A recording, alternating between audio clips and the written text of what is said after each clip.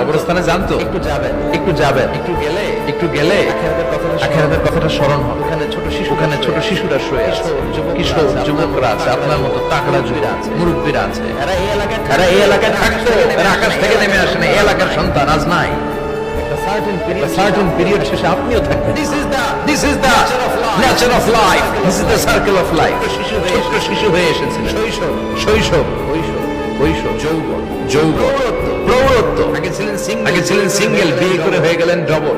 এরপরে আল্লাহ আপনাকে একটা মেয়ে দিল, এরপরে মেয়েকে বিয়ে দিয়ে শ্বশুর হলেন, এরপরে ওই মেয়ের ঘরে সন্তান হতে নানা হলেন। আর কতদিন? অনেকদিন হলো তো, অনেক লম্বা সময় পেয়েছেন আপনি। Think about that.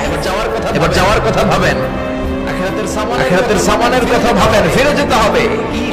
কি শক্তিশালী যুবক, বার্ধক্য চলে আসলে লাঠি ছাড়া চলতে পারে না। কুচকুচে কালো দাড়ি সাদা হয়ে